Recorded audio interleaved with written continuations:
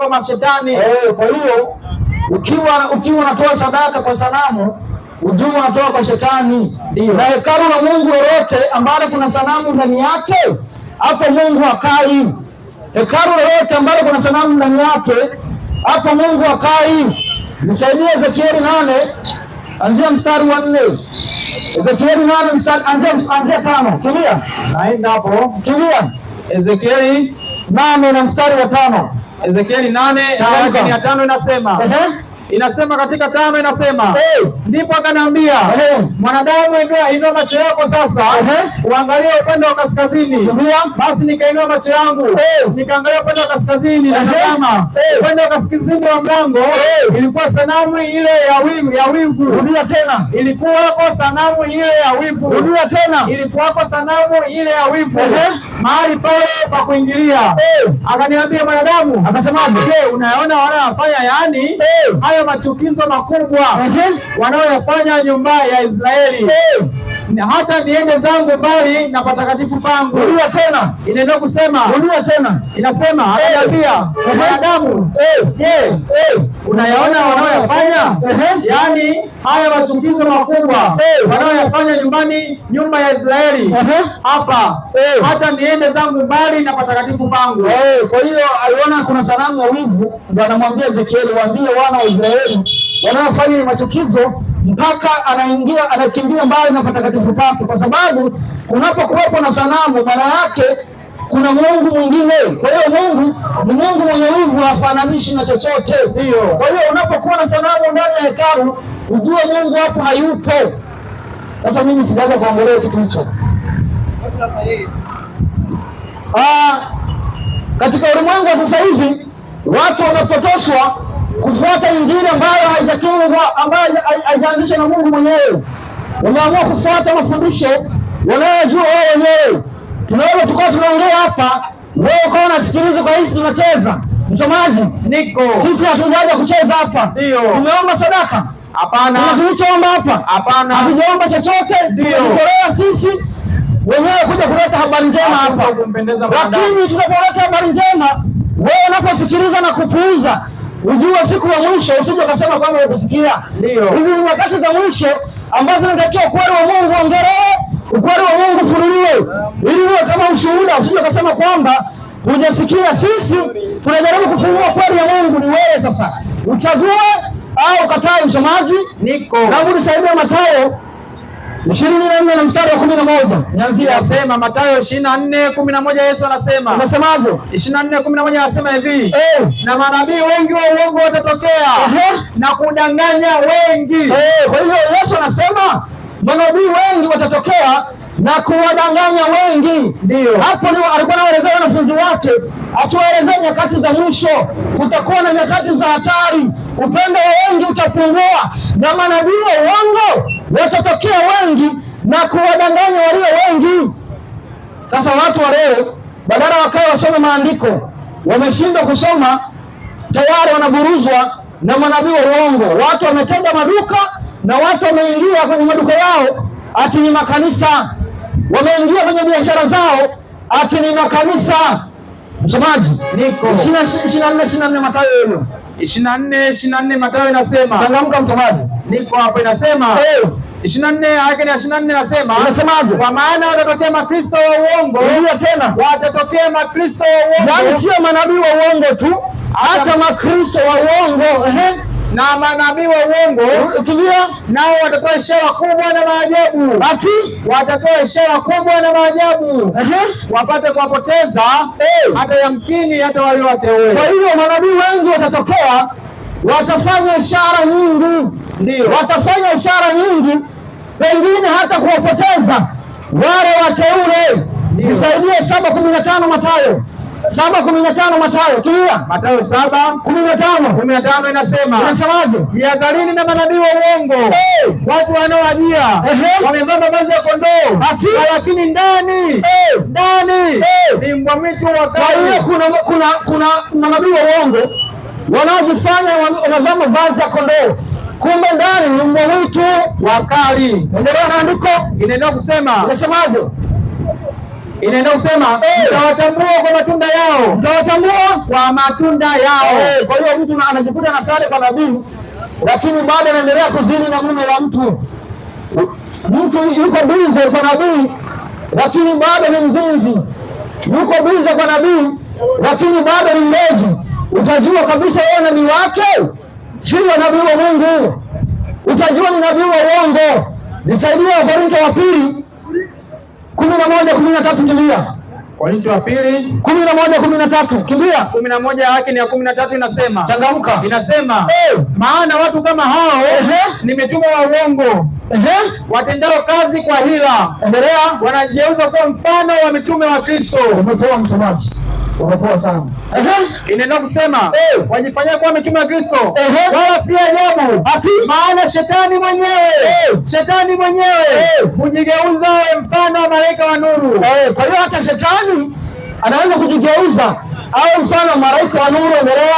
Inaendelea kusema basi si neno kubwa watumishi wake nao wajigeuza wawe kama wao watumishi wa haki. Kwa hiyo hata watumishi wa shetani ambao wanajiita manabii wanajigeuza na wao watumishi wa haki. Lakini Yesu amesema tutawatambua kwa matunda yao. Amesema tutawatambua kwa matunda yao. Ibada za uongo ziliendelea kuwepo toka zamani. Ibada za uongo zilikuwepo toka zamani. Manabii wa uongo walikuwepo toka kipindi cha Musa. Nisaidia Kutoka 7:8 kimbia. Kutoka 7:8 7 yake ni ya 8 inasema. Unasemaje? Inasema Bwana akanena na Musa na Haruni akawaambia. Akawaambiaje? Farao atakaponena nanyi akwambia nifanyeni miujiza. Ndipo utakapomwambia Haruni shika fimbo yako ikaiweke chini mbele ya Farao ili iwe nyoka. Basi Musa na Haruni wakaingia kwa Farao wakafanya hivyo hivyo kama Bwana alivyowaambia. Haruni akaiweka fimbo yake chini mbele ya Farao, mbele ya watumishi wake ikawa nyoka. Ndipo Farao naye akaita wenye akili na wachawi, wenye akili na wachawi, nao waganga wa Misri wakafanya hivyo hivyo kwa uganga wao. Unaona sasa, Mungu anamwambia Musa kwamba Farao akitaka ishara, bwaga fimbo yako chini. Musa anapobwaga fimbo yake chini, inageuka kuwa nyoka. Farao naye anawaita waganga wake, wanabwaga fimbo zao, zinageuka kuwa nyoka. Sasa jiulize, waganga wa kipindi cha Farao wangeamua kufungua makanisa, si wangekuwa wachungaji wa leo? Si wangekuwa manabii wa leo? Kumbe ni waganga. Kwa hiyo kuna waganga ndani ya makanisa. Watu mnaingia kwa waganga wa kienyeji, mnahisi mmeingia makanisani. Mnaenda kwa waganga wa kienyeji, mnahisi mmeenda kwa manabii wa Mungu. Wakati mmeenda kwa waganga, ni vile tu wanajiita watumishi wa Mungu. Ndio watu wanaingia kwenye makanisa, wanasema wameingia kwenye makanisa ya Mungu, kumbe wameingia kwenye waganga. Unashangaa unauziwa vitambaa, unauziwa mafuta, unauziwa makorokoro kibao, ati na wewe uko kwenye kanisa la Mungu. Msomaji, niko. Sasa tukaangalie kwanza ibada za uongo. Tuangalie kwanza ibada za uongo. Hatuangalie kwa akili zetu, tunafunua kutumia maandiko. Tuangalie ibada za uongo. Namu nisaidie Kutoka 32 na mstari wa kwanza kimbia. Kutoka 32:1 kimbia. Inasemaje? Hata watu walipoona kuwa Musa amekwisha kushuka kutoka mlima, wakakusanya wakamweka Haruni, wakamwambia. Soma vizuri msomaji, au umetoka? Inasema hata walipoona kuwa Musa amekwisha amekawia kushuka katika mlima, wakakusanya wakamweka Haruni, wakamwambia haya, tulifanyie miungu ili itakao kwenda mbele yetu. Kimbia. Kwa maana Musa huyo aliyetutoa katika nchi ya Misri hatujui aliyompata. Kwa hiyo wana wa Israeli, Musa anapoenda kuongea na Mungu kwenye mlima wa Sinai, wana wa Israeli wao wanasema hatujui mambo yaliyopata Musa, tutengenezee ndama, tutengenezee miungu yetu tuiabudu. Endelea na andiko. Haruni akawaambia, zivunjeni pete za dhahabu zilizo katika masikio ya wake zenu na wana wenu binti zenu mkaniletee. Watu wote wakazivunja pete za dhahabu zilizo katika masikio yao, wakamletea Haruni. Akaipokea kwa mikononi mwao, akatengeneza mapatasi, akaifanya iwe sanamu ya ndama. Akaifanya iwe sanamu ya ndama kwa kuiyeyusha, nao wakasema huyo ndio miungu yako. Wakatengeneza ndama wakaanza kuiabudu. Endelea na andiko, inaendelea. Naye Haruni alipoona jambo hili akajenga madhabahu mbele yake. Haruni akatangaza akasema, kesho itakuwa sikukuu kubwa. Wakaamua kujitengenezea sikukuu yao kama jana. Watu wameamua kuchukua sikukuu ya kusherehekea Tamuzi, wameweka ndani ya kanisa ati ni Krismasi. Endelea na andiko, inaendelea kusema wakaondoka asubuhi na mapema, wakatoa zabihu, wakaleta sadaka za amani. Watu wakaketi kula na kunywa, wakaketi kula na kunywa. Wakafanyaje? Wakaketi kula na kunywa, wakaondoka wacheze, wakaondoka wacheze. Unaona sasa ibada za mabahari, wakaondoka wakaanza kucheza cheza, ndio wakaanza kurukaruka. Soma 17 hapo. 17 inaendelea kusema, unasemaje? Na Yoshua aliposikia kelele za watu walipokuwa wakipiga kelele, akamwambia Musa, kuna kelele ya vita malagoni. Kwa hiyo Yoshua anapokuja akajua kwamba kuna vita vinavyoendelea. Zile kelele akajua watu wanapiga kelele wakirukaruka kwenye madhabahu baada ya kutengeneza mungu wa uongo na kuanza kumwabudu. Kimia inaendelea kusema aliposikia kelele inasema kusema akasema, hiyo si sauti ya watu wapigao kelele kwa sababu ya kushinda vitani, wala si sauti ya watu wapigao kelele kwa sababu ya kushindwa. Andiko akasema, hiyo ni sauti ya watu wapigao kelele kwa sababu ya kushinda vitani, wala si sauti ya wapigao kelele kwa sababu ya kushindwa, bali kelele za watu waimbao ndio zinazosikika ninazosikia mimi. Soma vizuri, inasema nisikike vizuri. Soma akasema, hiyo ni sauti ya watu wapigao kelele kwa sababu ya kushinda vitani, si kwa sababu ya kushinda vitani. Soma anza mstari wa 18. Ongeza sauti. Inasema mpaka maiki hicho. Inaendelea. Shika hiyo simu yangu. Inasema hiyo si sauti ya watu wapigao kelele kwa sababu ya kushindwa vitani, wala si sauti ya watu wapigao kelele kwa sababu ya kushindwa, bali kelele za watu waimbao ndizo nitakazosikia mimi, ndizo ninazosikia mimi. Musa anaposhuka kutoka Sinai, baada ya kuona kwamba umetengeneza mungu wa uongo, walikuwa wakicheza cheza na kurukaruka, walikuwa wakifurahi na kupiga kelele. Yoshua anasema hizo ni kelele labda za vita, watu wameshinda vita. Musa anasema hizo sio kelele za kushinda vita, bali ni kelele anazosikia tu watu wakiimba. Kwa hiyo ibada za uongo zinaambatana na upigaji wa makelele. Ibada za uongo zinaambatana na upigaji wa makelele. Msomaji, nipo Wafalme wa kwanza, kimbia. Wafalme wa kwanza 18, anzia mstari wa 18. Changamka. Kitabu cha Wafalme wa kwanza 18 inasema, naye akanijibu, naye akajibu, si mimi niliyewataabisha Israeli. Hapa tunaangalia ibada za uongo ambazo zilikuwa zikifanywa na mabahari. Ibada hizo ndizo zinazofanyika leo makanisani. Watu wamerejelea ibada za mabahari wakijua kwamba wanamwabudu Mungu, kumbe Mungu ameshamwacha. Wamerejelea Misri, wamerejelea ibada za miungu ya kale ambayo Mungu hakuitambua. Na ndio maana leo tuko hapa kwa ajili ya kufunua. Ni wewe sasa tena sikio usikiwe au dharau, usije ukasema kwamba ukusikia. Endelea. Inaendelea kusema samahani kidogo. Inaendelea kusema mstari wa 18, naye akanijibu, si mimi niliyowataabisha Israeli, bali ni wewe na nyumba ya baba yako, kwa kuwa mmeziacha amri za Bwana. Huyo ni nani? Huyo alikuwa ni Elia. Ndio, alikuwa ni Elia. Alilaani mvua ikaacha kunyesha kwa muda wa miaka 3.5. Anapoonekana anataka kukamatwa ati kwamba yeye ndiye msababishaji. Ndio anamwambia mfalme, sio mimi niliyosababishia, ila ni ninyi ambao mmemwacha Mungu kwa kuvunja amri zake. Tulia, changamka. Inaendelea kusema mstari wa 19. Basi sasa upeleke watu ukanikusanyie jamii ya Israeli katika mlima wa Karmeli na wale manabii wa Baali 450 wale manabii wa Ashera 400 ambao walao chakula mezani pa. Kwa hiyo kulikuwa na manabii 430, kulikuwa na manabii 430 wa uongo. Na ngoja tu nikwambie, manabii wa kweli wa Mungu sio wengi. Usitishike tu na sarakasi na mauzauza yanayotokea makanisani. Kimbia. Inaendelea kusema mstari wa 20. Basi Ahabu akapeleka watu kwa wana wa Israeli wote, akawakusanya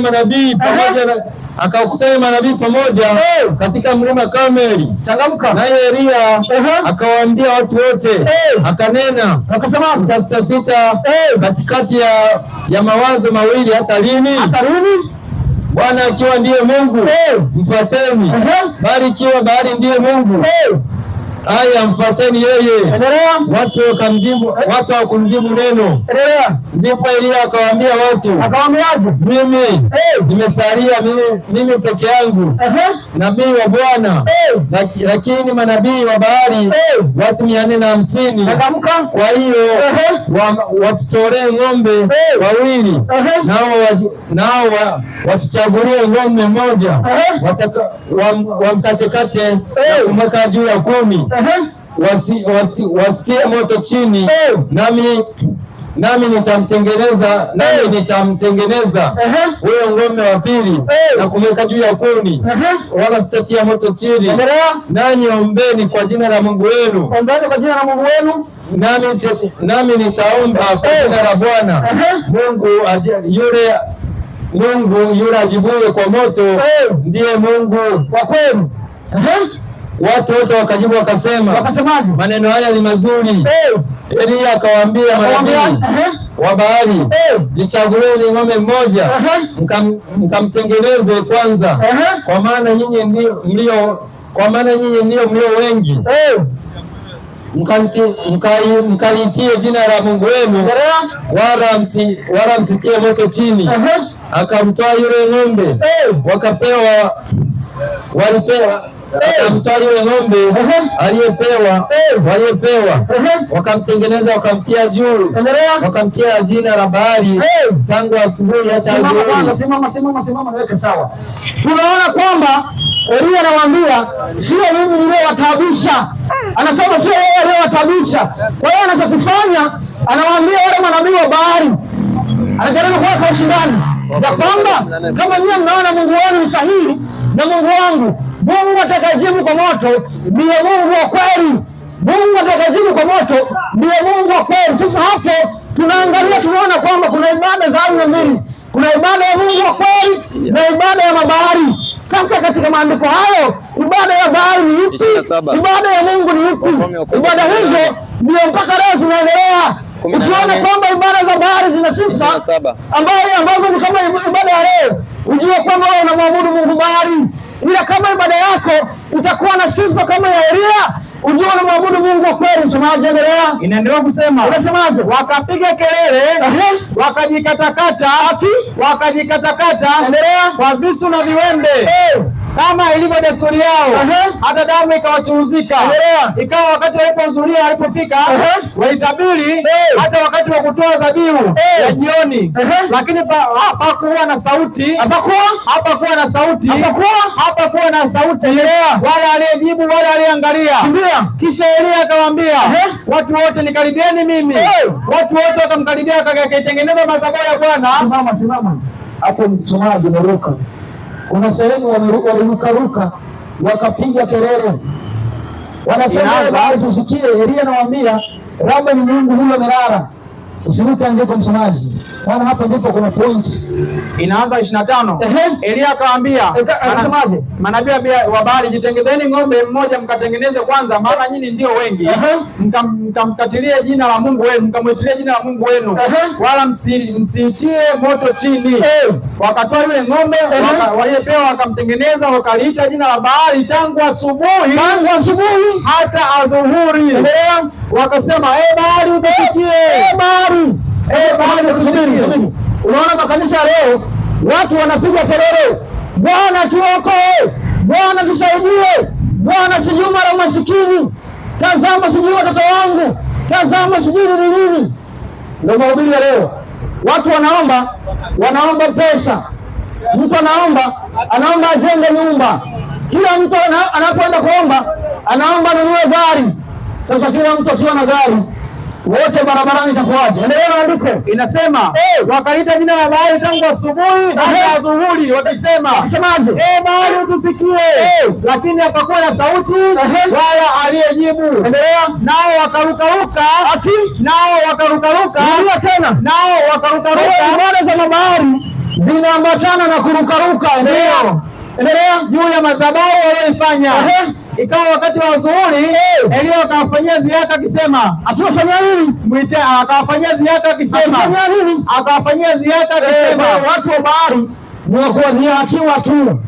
Endelea. Akisema, mwiteni kwa sauti kuu, maana ni Mungu huyo. Labda anazungumza au ana shughuli, anao amesafiri. Sasa unakuta watu wa Mungu wanaomba, wanapiga makelele, wakijua kwamba wanapompigia Mungu makelele, Mungu ndio anayesikia shida zao. Mungu hajawakwambia piga kelele, hajatoa utaratibu wa kuomba kwa makelele. Endelea na andiko. Inasema Mungu labda anazungumza au ana shughuli au amesafiri au labda amelala, sharti aamshwe. Inaendelea kusema, wakapiga kelele, wakajikatakata kwa visu na vilembe, kama ilivyo desturi yao. Usipofuata taratibu wa Mungu, hata ujichinje hawezi kukusikiliza. Endelea. Hata damu ikawachuruzika. Ikawa wakati wa adhuhuri ulipopita, walitabiri, wakaanza kutabiri. Hata zile ibada unasikia ati mama yako ndio anayekuroga, ati mwakani utakuwa tajiri mkubwa, mwakani utakuwa na safari. Ibada gani hizo?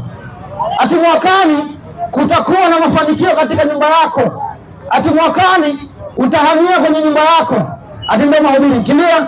Ikawa wakati wa adhuhuri ulipopita, walitabiri hata wakati wa kutoa dhabihu ya jioni. Soma 36 sasa, kwa sababu ya muda tuangalie ibada ya Mungu ikoje. Sasa inasemaje? Ikawa wakati wa dhabihu, wakati wa kutoa dhabihu ya jioni, Elia nabii akakaribia akisemaje? Bwana Mungu wa Ibrahimu na Isaka na wa Israeli, na ijulikane leo ya kuwa wewe ndiye Mungu katika Israeli, na ya kuwa mimi ni mtumishi wako, na kuwa nimefanya mambo haya yote kwa neno lako. Unisikie Bwana, unisikie ili watu hawa wajue ya kuwa wewe ndiye Mungu, na ya kuwa wewe umeugeuza moyo wa kurudie.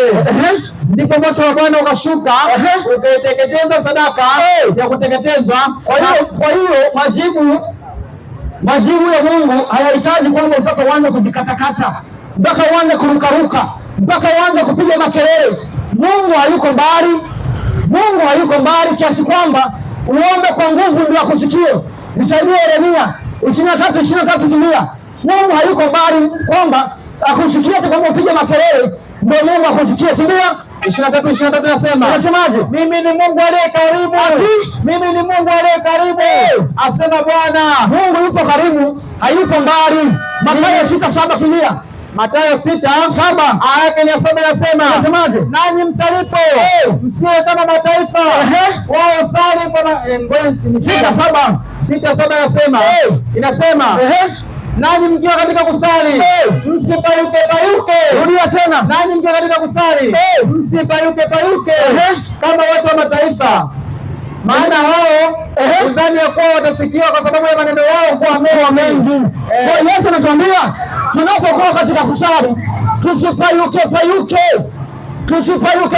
kwa sababu Mungu anajua kama hatujamuomba. Endelea maandiko. Inaendelea kusema basi msifanane na hao, maana Baba yenu aliye mbinguni anajua mnayohitaji, na anajua mnayohitaji kabla ninyi hamjamuomba. Kwa hiyo Mungu anajua tunayohitaji kabla hatujamuomba. Kwa hiyo tunapomuomba lazima tufuate taratibu zake, sio kufuata mambo yetu wenyewe na kuanza kumuomba kwa kupiga makelele. Kwa watu wa Mungu waliomba kwa ustaarabu. Tumeona kwamba Elia aliomba taratibu na kuomba kwa vurugu, lakini Wakristo wa leo wanashindwa kufuata taratibu wa Mungu na kuanza kupayuka payuka. Wengine baada ya kuona kwamba maombi yao hayajibiwi, wameamua kuingia kwa matapeli. Hatuna uzio mafuta. Mungu anasema uzio mafuta. Msomaji, nisaidie Yohana wa kwanza 2 na mstari wa 20. Yohana wa kwanza 2:20 nasema. Kwanza anza Marko 6 na mstari wa 7. Haya, niko hapo katika Marko. Kimbia. Marko 6:7. Kimbia. Inasemaje? Inasema hivi, akawaita wale thenashara, akaanza kuwatuma wawili, akawapa amri juu ya pepo wachafu, akawakataza wasichukue kitu njiani isipokuwa fimbo tu, wala mkate, wala mkoba, wala pesa za bindoni, lakini wajifunge viatu. Akasema msivae kanzu mbili. Hata kanzu mbili wasivae. Akawaambia mahali popote mtakapoingia katika nyumba kaeni humo, hata mtakapotoka mahali pale, na mahali popote mtakapokaribishwa, wala nasema na mahali popote wasipowakaribisha ninyi wala kuwasikia, mtokapo huko kuvuteni mavumbi ya chini yenu. Inaendelea kusema, nasemaje? Wakatoka wakihubiri kwamba watu watubu, wakatoa pepo wengi, wakapaka mafuta watu wengi. Kwa hiyo tunaona kwamba Yesu anawaambia waende wawili, lakini anawaambia wasichukue hata kanzu mbili, wasivae hata mkoba, wala wasichukue chochote mikononi mwao. Lakini wanapoenda huko tunaona wanatoa pepo na wanapaka watu mafuta. Ndio. Sasa swali msomaji, walikuwa au mafuta walibeba kwenye nini? Hawakubeba popote, maana hata pesa hawakuwa nayo. Kwa hiyo hawakuwa na mafuta mkononi. Kwa hiyo mafuta kwenye Biblia sio hayo ya mzeituni, sio hayo mnayouziwa. Mafuta kwenye Biblia ni kitu gani? Nisaidie Luka 4:18. Luka 4:18. Aya yake ni ya 18. Luka 4:18 inasema. Kimbia. Inasema. Yesu anasema. Anasemaje? Roho Bwana yu juu yangu, kwa maana amenitia mafuta kuwahubiri maskini habari njema. Kwa hiyo anayepaka mafuta ni Roho wa Mungu. Ndio. Anayepaka mafuta ni Roho wa Mungu. Matendo ya Mitume 10:38. Kimbia. Matendo ya Mitume 10:38. 10 yake ni ya 38 inasema. 10:38 Matendo ya Mitume inasema habari za Yesu wa Nazareti, jinsi Mungu alivyomtia mafuta kwa Roho Mtakatifu. Kwa hiyo anayepaka mafuta ni Roho Mtakatifu, sio matapeli wanaowaibia ati ni watu manabii wa Mungu. Mnatapeliwa tu. Ni vile tu sarakasi zinazofanyika na ishara mbalimbali za shetani mnahisi kwamba zinatoka kwa Mungu. Msomaji, Ufunuo 16:13. 16:13 Ufunuo 16:13 inasema. Inasemaje? Inasema nikaona roho tatu za uchafu zilizofanana na vyura, zikitoka tatu za uchafu zilizofanana na vyura, zikitoka katika kinywa cha ule joka na katika kinywa cha ule mnyama na katika kinywa cha ule nabii wa uongo. Kwa hiyo endelea. Na hizo ndizo roho tatu za mashetani. Na hizo zinadanganya ulimwengu. Watu wanawayawaya, wanapagana na mapepo ati kwamba kuna Mungu hapo. Msomaji, tunaona kwamba mafuta yanapakwa na Roho wa Mungu. Ndio. Yohana wa 2:20. Yohana 2:20 nasema. Inasema nanyi mmepakwa mafuta na yeye aliye mtakatifu, nanyi mnajua nyote. Nanyi mnajua nyote. Sikuandikia ninyi. Simama sasa. Kwa hiyo tunapakwa Roho na aliye mtakatifu, na tunapopakwa mafuta na aliye mtakatifu, na tunapopakwa mafuta tunajua yote. Sasa swali, wanaenda kwa manabii huko, wanapopakwa mafuta wanajua yote. Hayo mafuta hayajui chochote. Wanajua yote? Hayajui. Unaona matatizo? Kwa hiyo watu wameacha kufuata mafundisho ya Mungu. Watu wamefuata mafundisho ya uongo. Kwa kwenda kwa Mungu wa uongo, kwa manabii wa uongo. Watu wanafuata mafundisho ya uongo. Msomaji, ni Yohana wa kwanza 4:1. Waraka wa kwanza wa Yohana 4:1 nasemaje? Wapenzi, msiamini kila roho, bali zijaribuni hizo roho kwamba zinatokana na Mungu, kwa sababu manabii wa uongo wengi wametokea duniani. Kwa hiyo Mungu anatuambia tuzijaribu roho, ndio, kwa sababu manabii wengi wametokea. Msomaji, niko tumeona kwamba kuna joka, ndio, ambaye anawapa nini? Anawapa roho, na kinywa cha mnyama kinawapa roho, na yule ambazo ni roho za mashetani, tumeona kwamba ni roho za mashetani, ndio, tumeona kwamba zinaoendea ulimwengu na kuwadanganya watu wote, ndio. Roho Mtakatifu wanaomsema au Mungu roho wao, si wanasema yuko makanisani mwao, huyo ni shetani, si wanasema yuko makanisani mwao, ndio. Sasa tuone roho wa Mungu na roho wa mashetani, utofauti wake ni nini? Unapoona kwamba roho wa Mungu na wa shetani, wewe hapo ndipo utakapochagua aidha upo katika roho wa Mungu au roho wa shetani. Hapo wewe ndio utaamua. Msomaji, niko Ezekieli 2:2 inasema, inasema naye aliposema nami, roho ikaniingia, ikanisimamisha. Roho wa Mungu anapokuingia anakusimamisha. Ndio, roho wa Mungu anapokuingia anakusimamisha. Ezekieli 3:22, kimbia 3:22. Ezekieli 3:22 inasema, anasema inasema na mkono wa Bwana ulikuwa juu yangu, akaniambia, akasema, ondoka uende uwandani, nami nitasema nawe huko. Basi nikaondoka nikaenda uwandani, tazama utukufu wa Bwana ulisimama huko kama utukufu ule niliouona karibu na mto. Ndio kusema ndipo roho ile ikaniingia, ikanisimamisha. Roho wa Mungu anapokuingia anafanyaje? Anakusimamisha kwa miguu yako miwili. Aya, nisomee Marko 9:17, kimbia. Marko 9:17, aya yake ni 17. Inasema, mtu mmoja katika mkutano akajibu, mwalimu, nimlete mwanangu kwako, ana pepo bubu. Mwanangu ana pepo bubu, kila ampagapo, kumwaga chini. Kwa hiyo roho wa Mungu anakusimamisha. Roho sio wa Mungu anakumwaga chini, ndio. Lakini leo makanisani tunaona kwamba anasimama mchungaji anakuambia fire, watu wote wanaanguka chini. Wanajua kwamba wamepagawa na roho wa Mungu, kumbe wamepagawa na mashetani, ndio, pepo bubu. Wanajua kwamba wamepagawa na roho wa Mungu, kumbe ni mapepo. Na wengine sasa hivi wanaongea lugha ambazo hazitambuliki, ndio, lugha ambazo hazieleweki, ndio. Wanasema kwamba wananena kwa lugha, si ndio hivyo? Ndio. Msomaji, niko kwenye Biblia, si watu walinena kwa lugha? Watu si walinena kwa lugha? Ndio. Nisaidie kwanza Matendo 2:1. Matendo 2 yake ni ya kwanza, inasemaje? Inasema hata ilipotimia siku ya Pentekoste, walikuwa wote mahali pamoja, ukaja ghafla kutoka mbinguni kama uvumi, kama upepo za nguvu, ukienda kasi, ukaingia nyumba yote waliokuwa wameketi. Tukawatokea ndimi zilizogawanyika kama ndimi za moto, ukawakalia kila mmoja wao. Wote wakajazwa na Roho Mtakatifu, wakaanza kusema kwa lugha nyingine, kimbia, kama Roho alivyowajalia kutamka. Inasema na walikuwako Yerusalemu Wayahudi wakikaa, watu wote wataua, watu wa kila taifa chini ya mbingu. Basi sauti hii iliposikika, makutano wakakutanika, wakashikwa na fadhaa, kwa kuwa kila mmoja waliosikia akisema kwa lugha yake mwenyewe.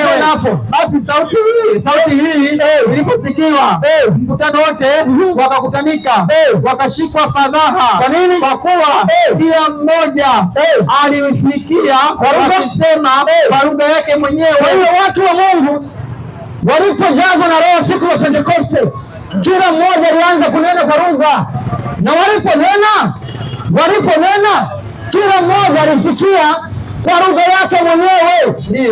Watu wa Mungu wanaponena kwa lugha ni lazima muelewe, kwa sababu hakuna lugha sio na maana. Hata wengine wanasema ni lugha ya malaika. Kwa hiyo wewe huwezi ukaielewa. Sasa lakini Paulo anasemaje? Ndio. Mungu anasemaje kupitia Paulo? Nisaidie Wakorintho wa kwanza 14:27. 14:27 Wakorintho wa kwanza inasema. Unasemaje? Maelekezo ya kunena. Kama mtu akinena kwa lugha, wanene wawili au watatu, si zaidi. Tena zamu kwa zamu, na mmoja na tafsiri. Kwa hiyo wanasema unaponena wawili au watatu, mmoja afasiri, tena wanene kwa zamu. Lakini wewe huko kanisani unakuta mmoja yuko pande hii, mwingine yuko pande hii, wote wanaanza kunena kwa lugha. Huyo ni roho za mashetani ambazo zimetokea, kama tulivyoona kwenye Danieli, kwenye Ufunuo 16:13. Endelea na andiko. Inaendelea kusema lakini asipokuwa mtu mwenye kufasiri na anyamaze kimya. Kwa hiyo kama hakuna anayefasiri kile kinachonenwa, mnyamaze kimya.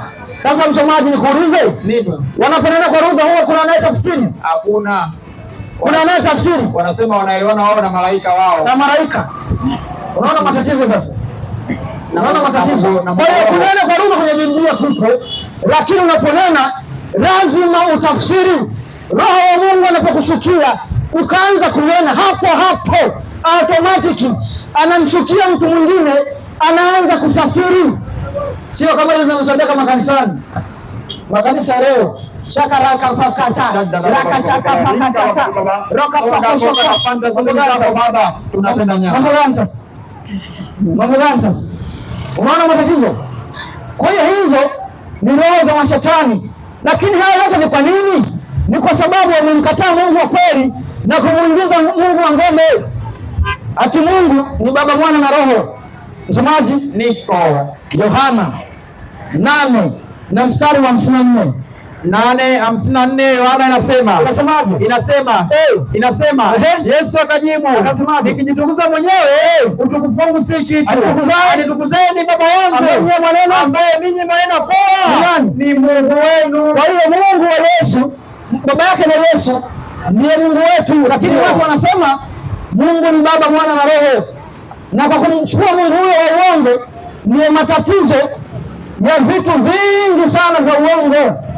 Watu wameelekea mafundisho ambayo Mungu hajaagiza. Watu wameelekea mafundisho ambayo Mungu hata hajaelekeza, kwa sababu wamebadilishiwa Mungu wakachukuliwa wa uongo. Mungu hata Yesu wamebadilishiwa wakapewa Yesu wa uongo. Yesu wa tarehe 25 Tamuzi, mtoto wa Nimrodi aliyezaliwa na Semiramis, ati ndio Yesu amezaliwa tarehe 25. Kuna mtu ana swali?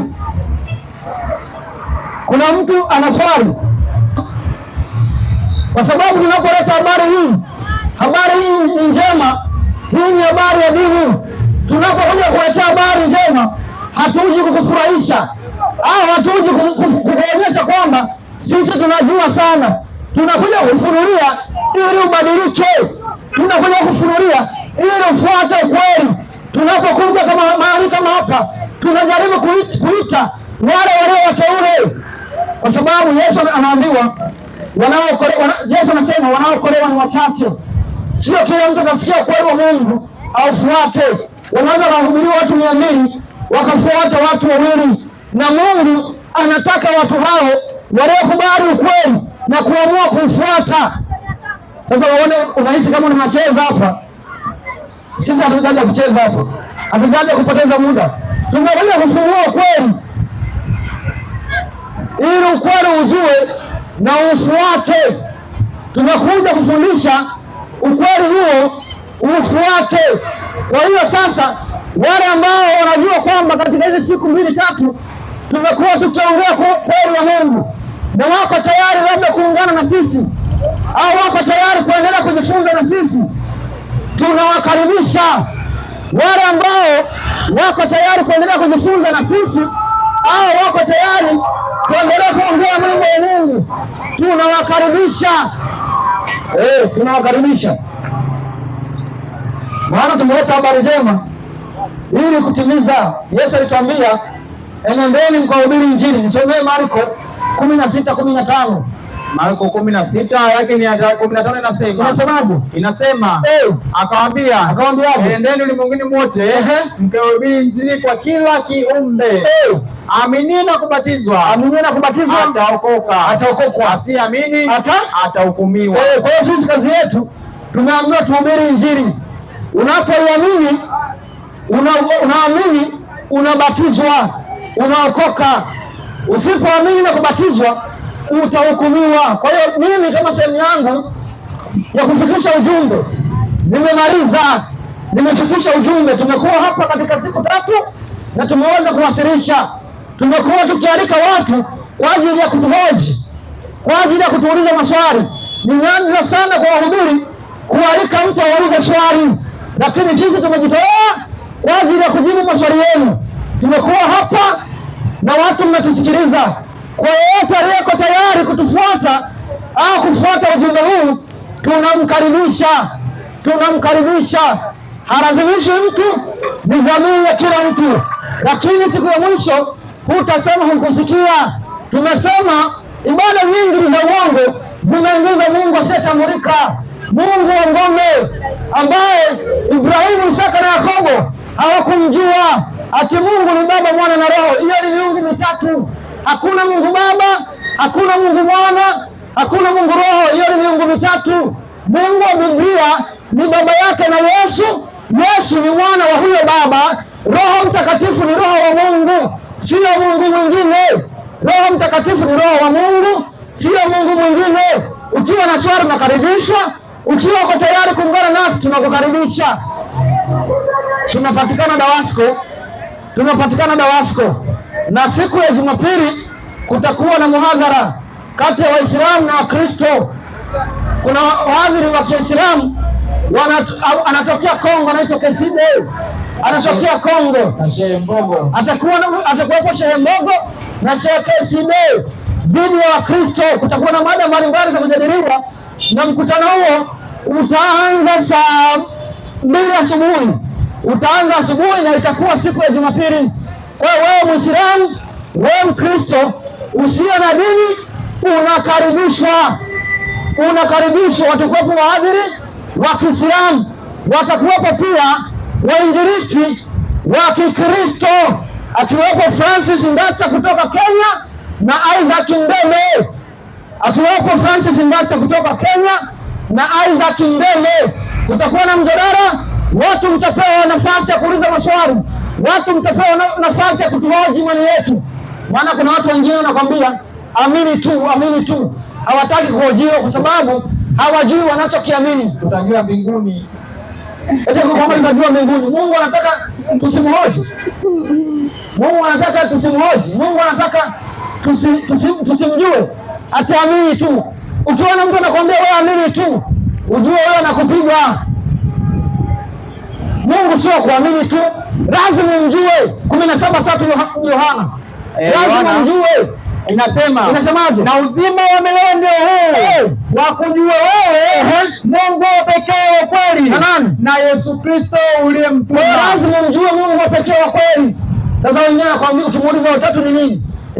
Ile ni fungu la imani. Hatulijui, tutajua kwa mbinguni. Mungu amejificha, na wakati Biblia iko wazi. Kwa hiyo yeyote ambaye yuko tayari kuungana na sisi tunamkaribisha. Tutakuwepo kesho Jumamosi asubuhi na mapema kuanzia saa 2. Taja namba yako ya simu.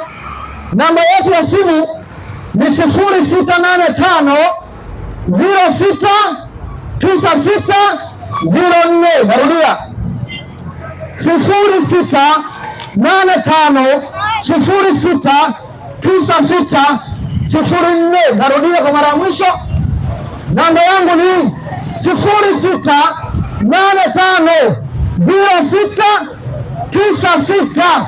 Hiyo namba unaweza ukapiga hata kwa hoji, unaweza kutumia hata WhatsApp ukanihoji. Maana unaweza usitaki kuja nilipo, sio lazima. Ile ukataka kunihoji, unaweza kutumia hiyo kunihoji imani yangu, unaweza kutumia hiyo kwa ajili ya kunihoji mambo mengine, imradi tu yahusiane na Mungu, sio mambo mengine, imradi tu yahusiane na Mungu.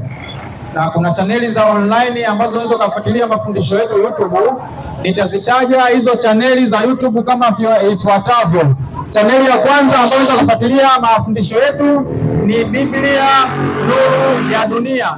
Chaneli ya kwanza inaitwa Biblia Nuru ya Dunia. Hiyo ndio chaneli ambayo tunaposti mafundisho yetu YouTube. Unaweza kupata misingi na kujua kweli.